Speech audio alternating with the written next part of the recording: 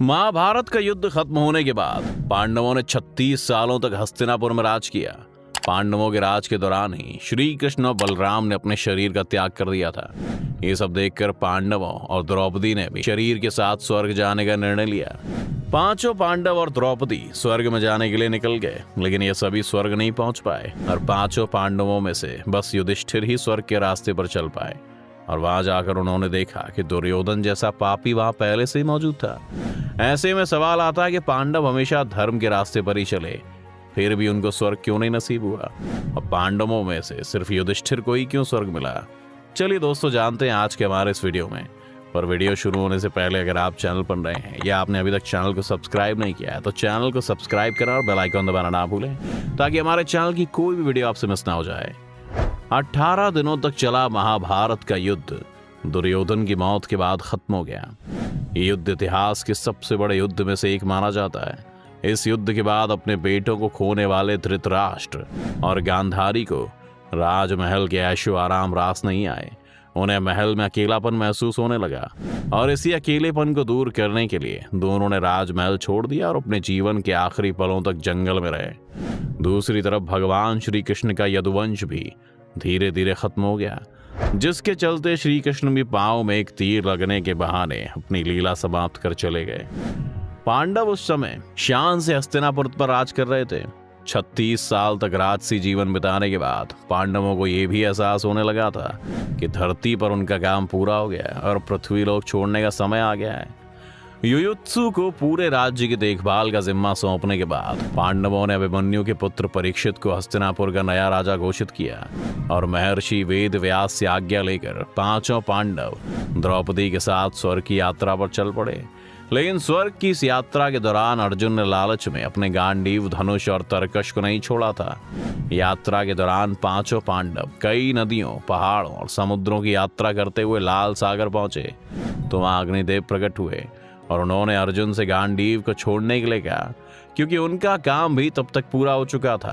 अग्निदेव को गांडीव और तरकश देने के बाद पांडव अपने मार्ग में आगे बढ़े, जहाँ एक कुत्ता भी उनके साथ साथ चलने लगा। जब पांडवों ने इस कुत्ते की वजह जानी तो युधिष्ठिर ने कहा कि ये कुत्ता उनका वफादार है, इसलिए उनके साथ चल रहा है। इसके बाद पांडवों ने पृथ्वी की परिक्रमा पूरी करने की इच्छा से उत्तर दिशा की ओर यात्रा की। उत्तर दिशा से पृथ्वी की परिक्रमा करने के बाद केदारनाथ में पांडवों को भगवान शिव ने दर्शन दिए और उन्हें स्वर्ग का रास्ता बताया। रास्ते में आगे चलते वक्त पांडवों ने बालू यानी रेत के समुद्र को पार करने के बाद सुमेरु पर्वत के दर्शन किए। आगे चलकर बद्रीनाथ के पास सरस्वती नदी को पार करना द्रौपदी के लिए मुश्किल हुआ और इसीलिए भीम ने एक चट्टान को नदी के बीचों बीच डाल दिया, जिस पर चलकर द्रौपदी ने सरस्वती नदी को पार किया। कहा जाता है कि माना गांव में सरस्वती नदी की शुरुआत में आज भी वो चट्टान मौजूद है, जिसे वर्तमान में भीम पुल के नाम से जाना जाता है। थोड़ी दूर चलने के बाद द्रौपदी एक जगह पर लड़खड़ाते हुए गिर गई, जिसे देखकर भीम ने युधिष्ठिर से पूछा कि द्रौपदी ने आज तक कोई पाप नहीं किया, फिर उसके साथ ऐसा क्यों हुआ?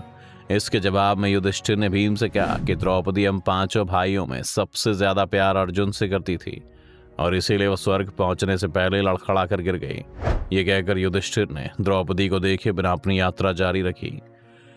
थोड़ी देर चलने के बाद सहदेव भी गिर गया। तब भीम ने युधिष्ठिर से सहदेव के पाप के बारे में पूछा तो युधिष्ठिर ने कहा कि सहदेव को अपनी विद्वत्ता पर घमंड था, जिसके चलते वो किसी को अपने बराबर नहीं समझता था, इसीलिए सहदेव की यह दशा हुई। इसके बाद आगे चलकर नकुल भी गिर गया और वो भी अपनी यात्रा पूरी नहीं कर पाया। जब भीम ने इसका कारण पूछा तब युधिष्ठिर ने कहा कि नकुल का अपने सुंदर होने पर बहुत घमंड था, इस वजह से वो भी स्वर्ग नहीं पहुंच पाया। थोड़ी आगे चलकर नकुल के बाद अर्जुन भी गिर पड़ा, जिसका कारण बताते हुए युधिष्ठिर ने कहा कि अर्जुन को अपने पराक्रम और युद्ध कौशल पर बहुत घमंड था और उसने कहा था कि वो एक ही दिन में अपने सारे दुश्मनों को खत्म कर देगा, लेकिन ऐसा नहीं हुआ और यही कारण है कि आज उसकी हालत हुई है। सभी भाइयों के पापों के हिसाब देते हुए युधिष्ठिर उस कुत्ते और अपने भाई भीम के साथ आगे बढ़ते जा रहे थे कि तभी एक जगह भीम भी गिर पड़ा।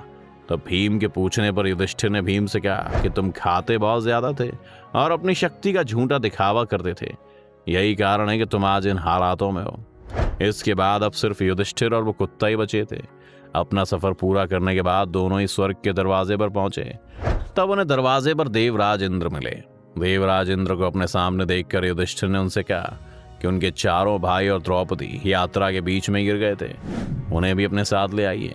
इसके बाद इंद्र ने युधिष्ठिर को बताया कि उनके भाई और द्रौपदी शरीर छोड़कर पहले ही स्वर्ग पहुंच गए, और जबकि युधिष्ठिर को अपने शरीर के साथ ही स्वर्ग जाने का मौका मिला है।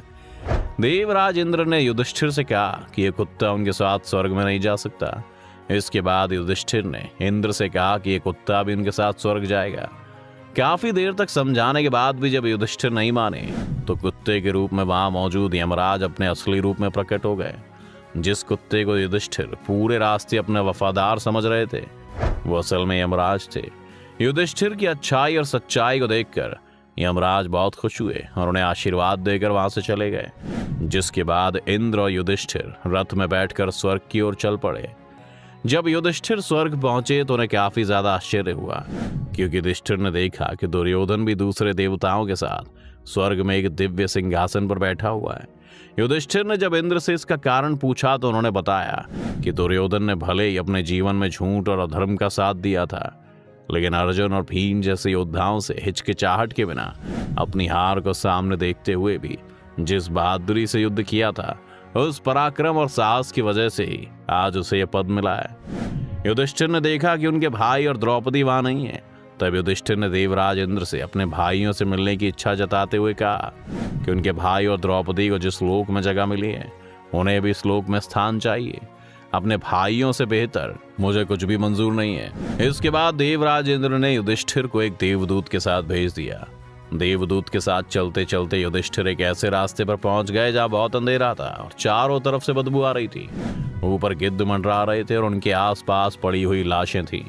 रास्ते की मुश्किलों से तंग आकर युधिष्ठिर ने देवदूत से पूछा कि उन्हें इस रास्ते पर आगे और कितनी दूर चलना है। इसके जवाब में देवदूत ने कहा कि दरअसल वो लोग असिपत्र नाम के नरक के रास्ते पर है। देवदूत ने बताया कि देवताओं ने इसे आदेश दिया है कि जब आप चलते चलते थक जाएं तो मैं आपको वापस ले जाऊं, इसलिए अगर आप थक गए हैं तो हम वापस चलें। लेकिन जैसे ही युधिष्ठिर वापस जाने को मुड़े तो उन्हें वहां पर दुखी लोगों की आवाजें आने लगी, जो उन्हें वहीं पर रुकने के लिए बोल रही थी। युधिष्ठिर ने उनसे नाम पूछा तो उन्होंने अपना नाम कर्ण, अर्जुन, नकुल, सहदेव, द्रौपदी और भीम बताए। ये सुनकर युधिष्ठिर ने देवदूत से कहा कि तुम वापस चले जाओ, मगर मैं अपने भाइयों को छोड़कर कहीं नहीं जाऊंगा। देवदूत ने बात स्वर्ग पहुंचकर इंद्र को बताई और कुछ देर बाद देवराज इंद्र खुद उस जगह पर पहुंच गए जहां युधिष्ठिर मौजूद थे। जब युधिष्ठिर ने देवराज इंद्र से पूछा कि ये सब क्या है, तो देवराज इंद्र ने बताया कि तुमने अश्वत्थामा की मौत की झूठी खबर देकर धोखे से आचार्य द्रोण का वध कराया था। उसी की वजह से उन्हें कुछ समय के लिए धोखे से नरक में समय बिताना पड़ रहा है और अब उन्हें स्वर्ग चलना है जहां उनके भाई पहले से मौजूद हैं। इसके बाद युधिष्ठिर ने देव नदी गंगा में नहाकर मानव शरीर को छोड़ दिया है और दिव्य रूप धारण कर लिया है और उसी रूप में स्वर्ग पहुंच गए जहां अर्जुन, भीम, नकुल और सहदेव उनका इंतजार कर रहे थे। युधिष्ठिर ने देखा कि वहां पर उनके भाइयों के साथ साथ श्री कृष्ण और द्रौपदी भी मौजूद हैं। युधिष्ठिर ने देखा कि भीम वायु देवता के पास बैठे हुए थे, कर्ण सूर्य के समान तेज धारण किए हुए थे और नकुल, सहदेव अश्विनी कुमारों के साथ बैठे हुए थे। इंद्र ने युधिष्ठिर को बताया कि द्रौपदी का जन्म भगवती लक्ष्मी के अंश से हुआ था। अपने सभी अपनों को स्वर्ग में देखकर युधिष्ठिर बहुत खुश हुए। तो दोस्तों, ये थी पांचों पांडवों की स्वर्ग जाने की कहानी। तो दोस्तों, आज की वीडियो में बस इतना ही। उम्मीद है आपको आज की इस वीडियो से काफ़ी कुछ नया सीखने को मिला होगा। अगर आपको वीडियो पसंद आया तो वीडियो को ज़रूर लाइक करें और अगर आप इस चैनल पर नए हैं तो जाने से पहले चैनल को सब्सक्राइब करना भी ना भूलें।